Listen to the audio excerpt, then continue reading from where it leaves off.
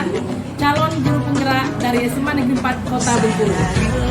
Masa berganti, tantangan kan kita hadapi, bergandeng tangan untuk negeri, era kita menanti berseri. Kita belajar Pancasila, kita bernafas dalam sila-silanya. Kita belajar Pancasila. Pak, Assalamualaikum warahmatullahi wabarakatuh, Pak. Waalaikumsalam warahmatullahi wabarakatuh. Mohon maaf Bapak izin mengganggu, ini ada Bapak ada waktu senggang Pak? Ya, Diusahakan Pak ya? ya, silakan. Jadi begini Pak, ada kami dari sebagai calon guru penggerak saat ini sudah memasuki modul 3.1. Jadi modul terakhir yang akan kami ambil. Nah di sini kami diminta untuk tugas wawancara kepada kepala sekolah di tempat yang kami mengajar. Kemudian nanti ada perbandingan juga di sekolah lain, di kepala sekolah lain. Nah, adapun wawancara di sini bertujuan untuk membahas tentang pengambilan keputusan yang berbasis nilai-nilai kebajikan sebagai seorang pemimpin, Pak. Jadi yang pertama mungkin kita ini untuk pertanyaannya Pak, yang pertama, selama ini bagaimana Bapak mengidentifikasi kasus-kasus yang merupakan dilema etika atau bujukan moral? Seperti ini Pak, misalnya ada guru-guru kita, misalnya ada undangan NGMP gitu kan. Nah jadi di sini kan Bapak mungkin dilema. Di sisi lain guru ini memiliki tugas tanggung jawab sebagai pengajar di sekolah kita. Sementara di sisi lain dia juga diharuskan untuk mengembangkan kompetensinya sebagai seorang guru, kompetensi guru. Nah ini bagaimana Bapak mengambil keputusannya, Pak? Ya, jadi makasih Bu, karena jadi memang itu kan ada dua sisi yang memang harus dua-duanya berjalan. Di satu sisi memang tugas seorang guru itu kan memang dia harus yang tanggung jawab menjalankan tugas rutin di sekolah, terutama proses belajar mengajar anak-anak di sekolah.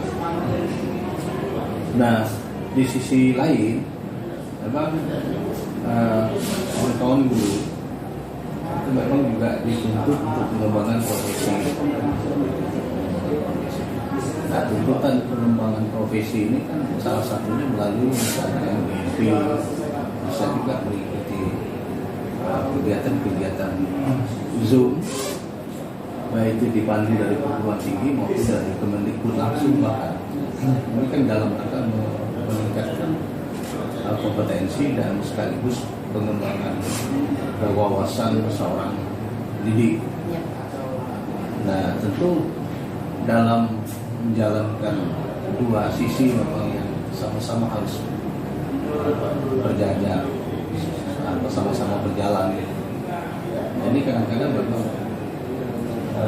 dari sisi waktu dan pembagian tugas itu dianggap, kalau dikatakan dilema ya itu dilema, tapi saya menganggap itu tidak juga terlalu dianggap sebuah dilema. Kenapa? Karena yang namanya seorang guru itu kan dia punya banyak strategi yang dia bisa memanage sebuah kegiatan yang dua-duanya dalam berbuat. Artinya seperti MGMP misalnya. Nah mungkin salah satu solusi ini saya misalkan ekonomi misalnya, ekonomi Ya Pak. ya. Terutama di sekolah kita kan tentunya kan tidak, guru ekonomi kan tidak satu orang. Iya. Artinya begini, mungkin karena kegiatan rutin MGMP ini kan 1 bulan sekali. Ya. Nah, kalau bulan ini Bu Erna yang berangkat, dengan mungkin bisa memberikan tugas anak-anak yang ditinggalkan, nanti akan dibantu oleh rekan-rekan PIK di sekolah. Nah untuk bulan depan barangkali secara pergantian gitu. Mungkin guru yang lain yang dikirim menggunakan MGMP nanti. Untuk mensinkronkan ini, kita kan ada MGMP di tingkat sekolah. Nanti misalnya kita ada 3 atau 4 guru ekonomi. Pada saat MGMP di tingkat sekolah, dan disinilah Bapak Ibu yang sama-sama guru ekonomi di sekolah kita, mereka membahas dan menyampaikan materi-materi yang diperoleh oleh masing-masing guru pada saat dia berangkat mengikuti MGMP antar sekolah. Di situ dia berbagi, sehingga semua guru ekonomi yang ada di sekolah kita, materi-materi setiap pertemuan MGMP antar sekolah yang jadwalnya rutinitas 1 bulan 1 kali, itu semuanya tersampaikan langsung. Demikian juga kalau Zoom misalkan, kalau kebetulan Zoom dan itu bertepatan pada jam mengajar, ya tadi saya katakan bahwa guru itu kan tidak, bahasa kita guru ini tidak butuh akal. Artinya guru bisa saja Zoom dengan memberikan penugasan-penugasan kepada anak, namun tetap dalam kontrol guru yang bersangkutan di dalam kelas tertentu. Artinya Zoom tetap berjalan, Bapak Ibu bisa memberikan tugas atau penugasan-penugasan kepada anak maupun baik itu penugasan secara individu maupun kelompok di dalam kelas, dan tetap dalam pengawasan Bapak Ibu. Sembari Bapak Ibu melaksanakan atau mengikuti Zoom di dalam kelas. Jadi kan guru itu banyak strategi, tidak bisa. Ya seorang guru itu memang itu harus mampu untuk mengatasi problema terutama problem pembelajaran. Karena dua sisi itu memang harus berjalan. Satu sisi harus menjalankan tugas, di sisi lain guru yang melaksanakan juga harus ikut dalam pengembangan profesi. Saya rasa itu. Ya Pak. Selain strategi yang bisa nanti ditimbulkan oleh atau diberikan oleh guru itu, kemungkinan Pak selama ini bagaimana Bapak menjalankan pengambilan keputusan di sekolah yang sama-sama mengandung nilai kebajikan Pak, terutama untuk kasus-kasus 2 sisi itu tadi. Maksudnya strategi mana? Strategi itu. Maksudnya strategi yang mana? Ya maksudnya guru kan artinya harus punya strategi, dia harus bisa menyelamatkan kewajiban dia yang di sekolah sebagai mengajar, kemudian juga harus bisa menjalankan pengembangan profesi tadi. Nah Bapak dalam memandang hal tersebut, bagaimana Bapak? Ada kan artinya kan Pak ada 2 sisi itu Pak. Nah 2 sisi ini tadi beratnya kemana gitu Pak? Bapak memikirkan ke arah mana gitu? Itu tadi yang saya katakan tadi. Artinya saya selaku katakanlah yang dituakan di sekolah tentu berkewajiban untuk monitoring contoh guru dalam pelaksanaan tugas maupun dalam pengembangan karir. Nah artinya kalau saya melihat 2 sisi yang harus berjalan itu, ya bagi saya sebagai seorang yang dituakan di sekolah, ya katakanlah no problem bagi saya. Yang bisa jalan Pak ya. Saya lihat Bapak Ibu itu bisa mengatasi problem ini gitu. Artinya 2 sisi harus berjalan. Dan nanti itu yang saya katakan tadi, seorang guru itu tidak buntu akal. Jadi seorang guru itu memang dia harus bisa mengatasi problem-problem dalam proses pembelajaran terutama. Nah ketika 2 sisi ini harus berjalan serentak, ya tentu kepiawaian seorang guru ini yang dituntut.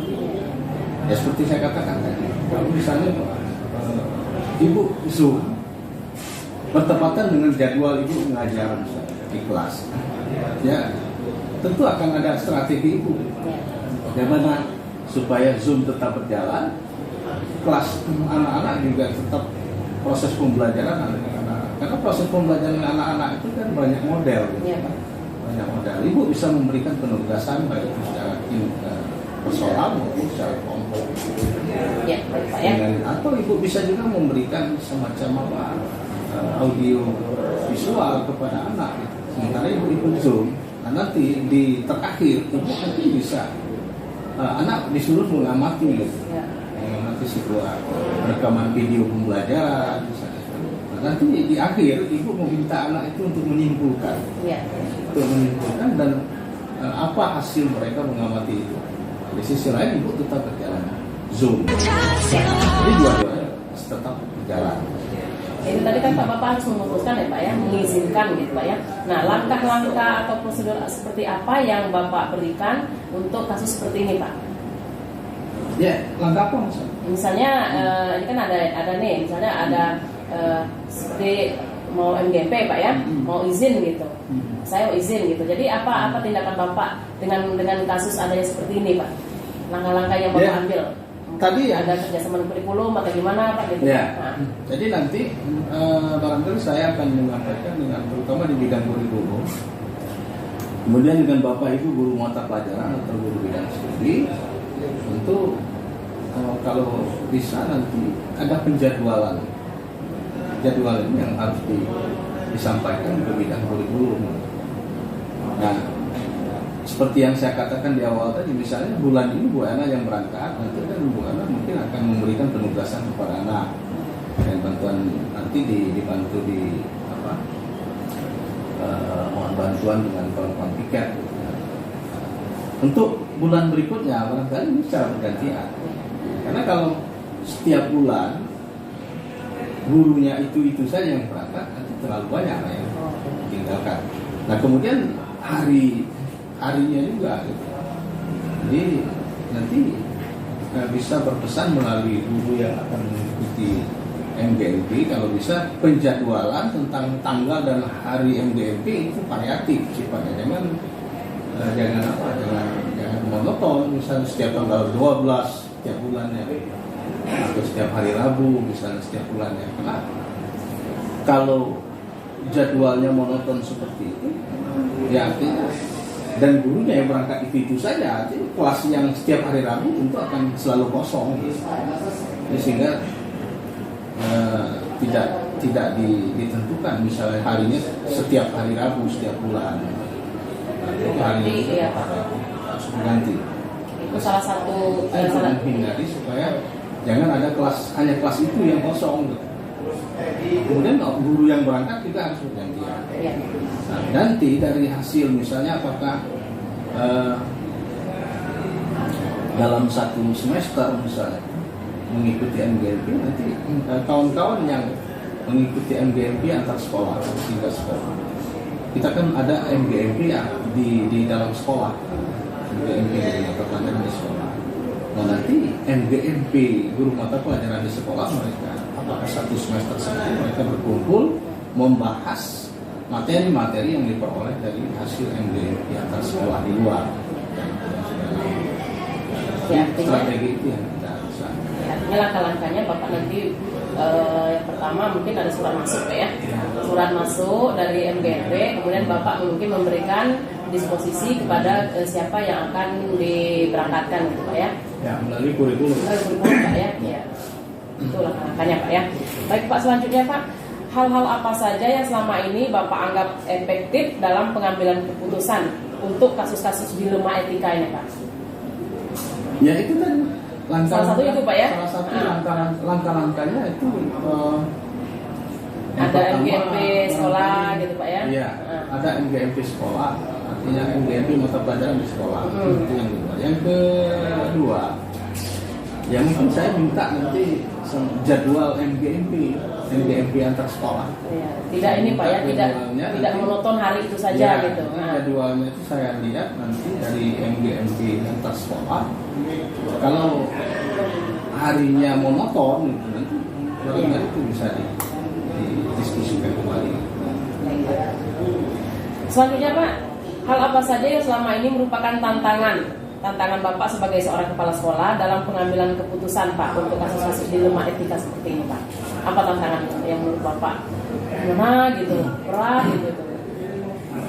Ya itu tadi, kalau dikatakan tantangan, ya itu sebuah tantangan. Ya. Itu sudah dihadapkan dengan sebuah tantangan, artinya ada dua sisi yang saya katakan di awal tadi. ada dua sisi yang sama urgen, yang sama penting.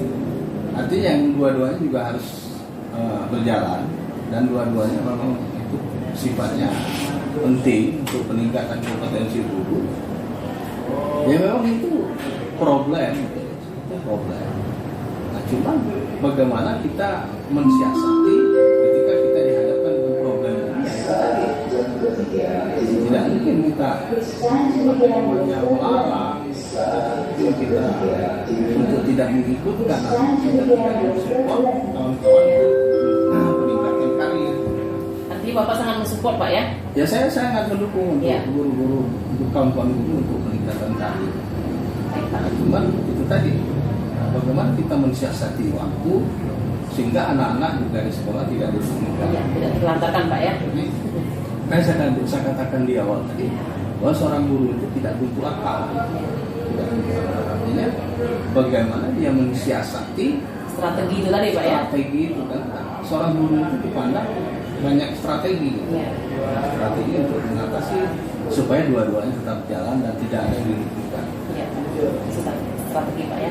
Ya Pak, selanjutnya Pak, apakah Bapak memiliki sebuah tata kelola atau jadwal tertentu dalam sebuah penyelesaian kasus dilema etika Pak? Apakah Bapak langsung menyelesaikan di tempat atau memiliki jadwal Pak untuk menyelesaikan ini? Misalnya ada kasus ini. Ya tergantung. Tergantung Pak ya. Ya. Kalau sifatnya Urgen gitu ya. urgen atau sifatnya apa istilahnya? Mendesak seketika, dan memang harus ada solusi segera. Ya, maka saat itu juga kita ambil langkah. Misalnya ini Pak ya, iya Pak. Misalnya ada undangan gitu, undangan yang harus diikuti. Sementara si guru ini tadi misalnya dalam kelas mengajar nih, terus undangan itu harus segera diikuti gitu. Nah artinya kan Bapak nanti melalui siapa kurikulum Ya. itu memanggil gitu Pak, memanggil Nah, kalau tersebut. melalui surat, surat itu kan tentu tidak dadakan sifatnya. Ya. Tidak dadakan sifat, artinya jauh sebelum surat sudah masuk. Nah ketika surat sudah masuk, misalnya melalui kurikulum, ya itu tadi. Tapi kadang-kadang ada Pak yang terlambat dadakan seperti itu Pak. Suratnya baru masuk gitu kan, melalui WA misalnya. Nah kita belum siap nih, kadang-kadang sedang dengan anak mengajar sedang on proses sekali gitu kan, atau juga kadang-kadang sedang ujian gitu. Sementara ada yang harus kita ikuti, ya gimana aja Pak? MGP tadi? Bukan, misalnya kegiatan lain, ada misalnya bukan MGP. Kegiatan lain. yang dadakan sifatnya Pak. Oh yang sifatnya dadakan. Ya itu tadi, kalau yang sifatnya dadakan nanti solusinya juga harus dadakan ya. Ya itu ya Pak. Solusinya harus dadakan. Jadi ketika memang itu sifatnya urgen, misalnya ada panggilan atau segala macam, ya mungkin melalui penugasan kepada anak, yaitu gunanya di sekolah ada juga piket, kemudian lapor di kurikulum. Anak-anak juga diberikan penugasan sebelum kita berangkat, tidak serta-merta langsung begitu ada pemanggilan anak-anak langsung ditinggalkan. Pastikan anak-anaknya sudah di kelas, kemudian sudah diberikan tugas dengan membantu kawan-kawan yang piket untuk mengontrol, baru kita laksanakan, kita sibuk. Ya. Terus sifatnya Dadakan Pak ya. dadakan. Nah, ada 2 pertanyaan lagi Pak. Nah, adakah seseorang atau faktor-faktor apa saja yang selama ini mempermudah Bapak dalam pengambilan keputusan untuk kasus dilema etika ini Pak? Apa? Pihak yang membantu Pak, ada banyak Pak ya kira-kira. Apanya? Pihak-pihak yang membantu Bapak dalam pengambilan keputusan seperti ini. Iya, jadi sekolah ini kan sebuah sistem. Itulah gunanya ada bidang kurikulum, ada piket, bahkan ada kawan-kawan guru ekonomi yang lain atau mapel-mapel yang sama gitu. Ya itu bisa saling bersinergi. Jadi ketika yang satu punya kepentingan tugas yang lain, kawan-kawan yang lain juga bisa membantu, saling bersinergi. Nah kalau ini sifatnya misalnya insiden atau ya katakan walaupun sifatnya tidak insiden kan bisa saja kawan-kawan paling tidak yang satu pun mereka minta bantuan untuk saling mengawasi, terutama piket, Ya. mohon bantuan mengawasi anak-anak ketika anak diberikan kebebasan.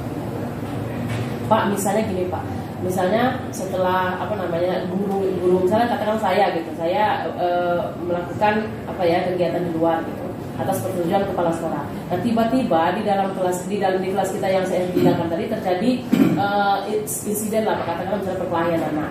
Nah dalam hal ini gimana Bapak menyikapinya Pak?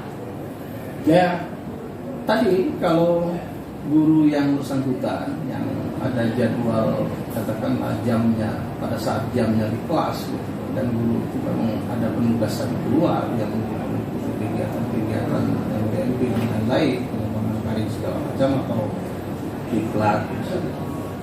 Ya tentu di awal kita kan sudah saling berkoordinasi, pertama bidang guru, piket, dan bisa juga meminta bantuan dengan kawan-kawan yang serumpun satu siswaan ada di situ. Artinya, nah ini tadi makanya saya katakan bahwa kita ini kan sebuah sistem. Ketika sistem itu berjalan sama-sama berjalan, maka mudah-mudahan semuanya juga akan terkontrol dengan baik. Ketika sistemnya ada salah satu subsistem itu yang tidak berjalan atau mandek, ya maka itu tadi yang sebenarnya terjadinya insiden, katakanlah terjadian anak-anak di dalam kelas ribut, berkelahi, karena tidak ada kontrol. Nah, sementara guru yang bersangkutan kan sudah, memang dari kemarin dia sudah izin bahwa dia ada penugasan keluar. Nah, nanti kan tentu akan ada pelimpahan tugas, paling tidak pelimpahan tugas untuk kontrol. Siapa yang ditugaskan? Piket, terutama yang punya tanggung jawab secara akademik yaitu bidang kurikulum. Kepengawasannya ada di kurikulum.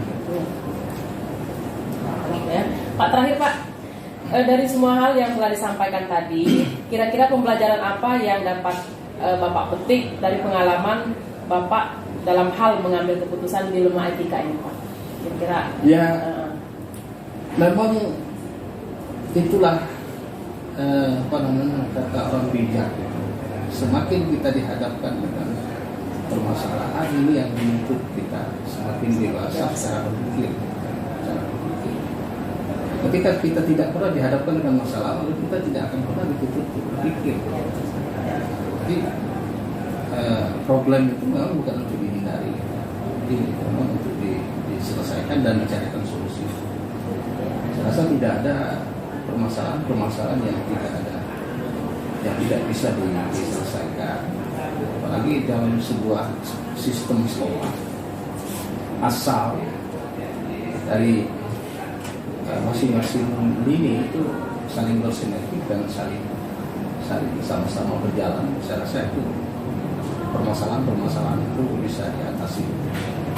Tidak ada dalam sebuah sekolah itu yang tidak ada tantangan, tidak punya permasalahan, tidak ada. Ya, saya sangat setuju Pak bahwa problem itu harus diselesaikan, bukan untuk dihindari. Setuju sekali Pak. Ya. Baik Bapak, terima kasih atas waktunya yang sudah Bapak berikan. Semoga nanti ke depannya kita sama-sama bisa bekerja sama dan tentunya dalam pengambilan keputusan Bapak lebih bijaksana. Ya. Terima kasih Bapak. Assalamualaikum warahmatullahi wabarakatuh. Warahmatullahi wabarakatuh. Pak Saroni, apa kabar pagi ini? Waalaikumsalam warahmatullahi wabarakatuh. Alhamdulillah sehat. Alhamdulillah. Terima kasih Bapak. Mohon maaf mengganggu waktunya Bapak.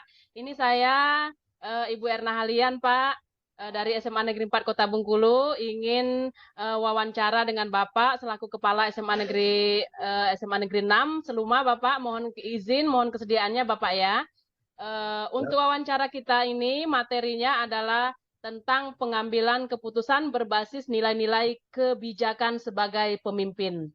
Nah, jadi di sini saya mengharapkan wawancara kita ini Bapak menceritakan pengalaman-pengalaman Bapak sebagai seorang pemimpin di sebuah sekolah yang Bapak pimpin, Pak. Ya, Pak ya.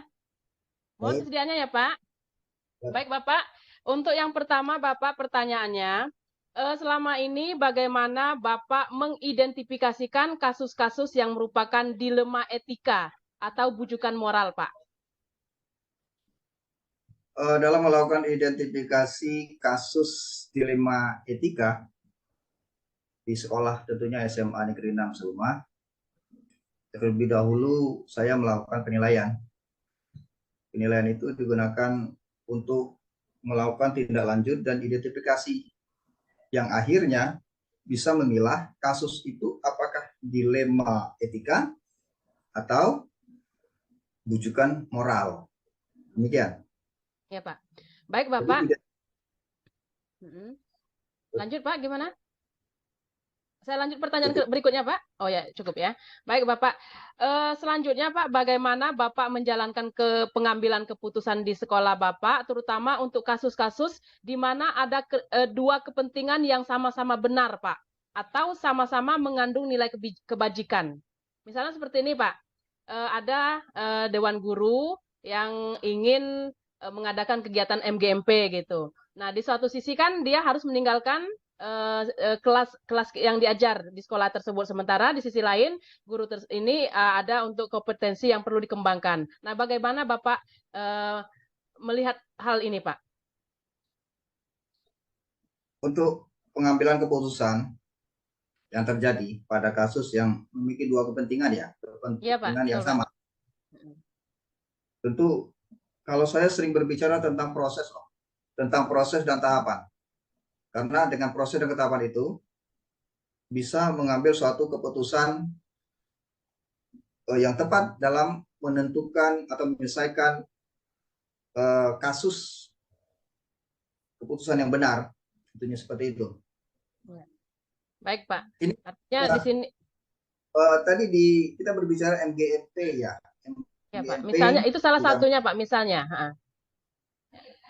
ya, berarti ada proses dulu. Bagaimana sih proses atau tahapan pelaksanaan MGMP? Lalu bagaimana kepentingannya bagi individu guru kan itu? Ya, Pak. Untuk mencarinya, karena dia berhubungan dengan sekolah juga. Ya, baik, Pak. Artinya tentunya nanti dalam pengambilan keputusan itu ada langkah-langkah atau prosedur yang akan Bapak lalui tahap-tahapnya, Pak ya. Nah, kira-kira prosedur itu seperti apa, Pak? Keputusan yang Bapak ambil, prosedur yang Bapak ambil dalam menyelesaikan sebuah keputusan gitu, sebuah masalah gitu, Pak. Pertama, seperti kasus contoh tadi ya, Ya, Pak. saya harus mengenali dulu terlebih dahulu konteksnya, ya kan? Yang kedua, konteks itu siapa yang terlibat. Lalu dalam konteks itu juga faktanya seperti apa.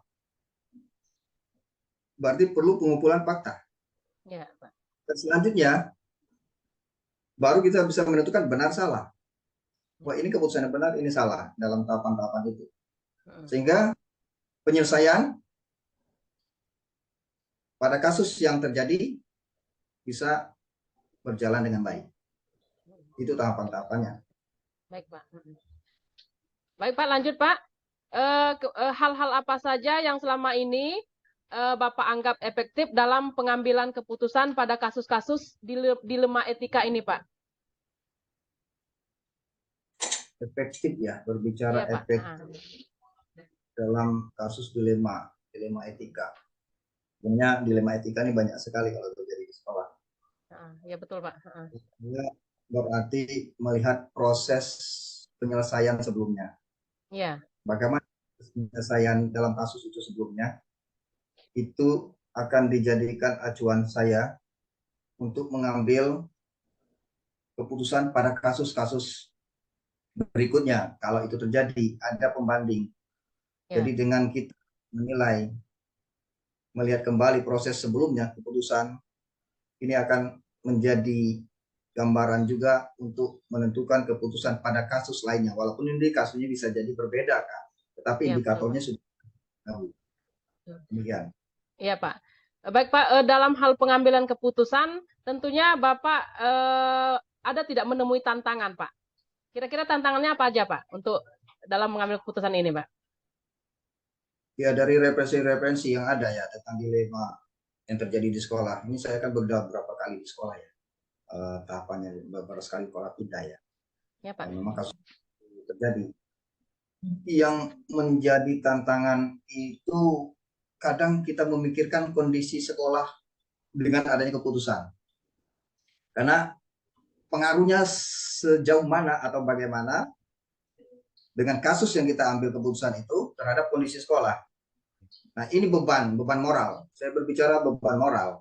Beban moralnya apa? Satu, moral saya bagaimana? Keputusan ini saya ambil terhadap orang yang dalam kasus itu. Lalu keputusan berikut saya ambil terhadap sekolah yang saya pimpin. Ya. Intinya di tekanan batin. Oh, tekanan batin, Pak. Ya, Pak. Di dua sisi, Pak, ya. Karena tadi merupakan suatu keputusan yang harus di sini harus diselesaikan dan yang satu hal lagi harus diselesaikan, Pak, ya. Baik, Bapak, selanjutnya, Pak, apakah Bapak memiliki sebuah tata kelola atau jadwal tertentu dalam menyelesaikan suatu kasus, Pak, dilema etika ini? Apakah Bapak menyelesaikannya itu langsung di tempat atau memiliki jadwal tertentu, Pak? Misalnya katakanlah kasus yang tentunya ini apa ya, bukan dadakan gitu, Pak. Gimana? Ada prosedur tertentu atau langsung gimana, Pak?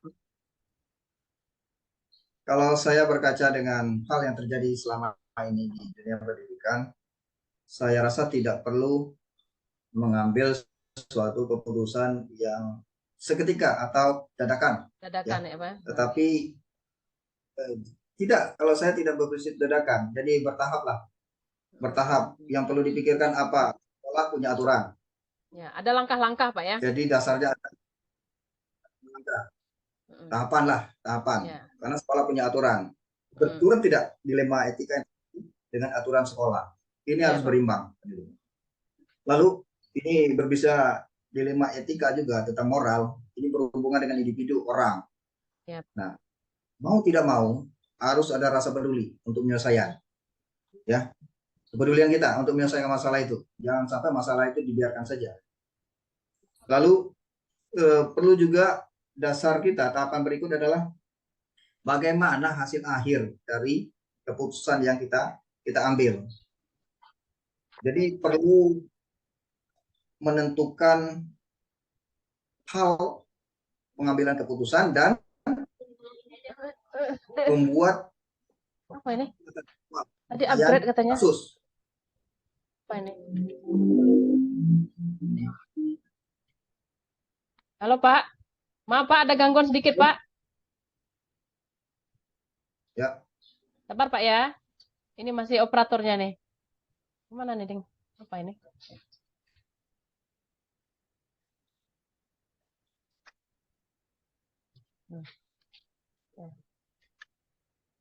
Baik, Bapak, kita ulang kembali, Bapak. Ya, untuk poin yang sebelumnya. Dalam hal pengambilan keputusan tadi, Pak, untuk sebuah kasus, apakah Bapak dalam penyelesaiannya menghadapi kasus yang sifatnya insiden atau secara dadakan, apakah memiliki prosedur tertentu ataukah langsung pada saat itu, Pak? Memiliki prosedur ya, atau langkah-langkah. Karena tidak bisa juga langsung dadakan satu keputusan dalam hal ini dilema etika, karena membutuhkan waktu untuk mengambil keputusan. Dan kalau berbicara waktu, berbicara jadwal, ya. Kapan jadwal itu menyelesaikan kasusnya? Berikut tahapan itu saya rasa tadi sudah saya sampaikan, tahapan itu terutama sekolah memiliki aturan. Berarti aturan jadi pedoman dalam penyelesaian kasus. Tahapannya. Aturan. Lalu kasus ini jangan sampai kita biarkan, berarti ada kepedulian. Ya, betul. Peduli dalam menyelesaikan kasus. Lalu bagaimana evaluasi hasil akhir dari kasus ini, baik dan buruknya. Jadi ada tahapan hasil akhir lah yang kita lihat atau evaluasi. Demikian. Ya. Baik, Pak, dalam pengambilan keputusan yang Bapak terapkan, kira-kira pihak-pihak yang membantu itu siapa saja, Pak, yang terlibat, Pak? Karena berbicara lembaga dalam penyelesaian kasus, tentu saya melibatkan semua person yang ada dalam lembaga itu. Kalau sering saya gaungkan itu tim lah, tim pengembang sekolah. Tim pengembang sekolah. Wakil kepala sekolah masuk di sana ya. Ada perwakilan dari tata usaha, ya kan? lalu bisa juga melibatkan komite, bisa jadi kan kalau itu sudah permasalahannya sudah melebar.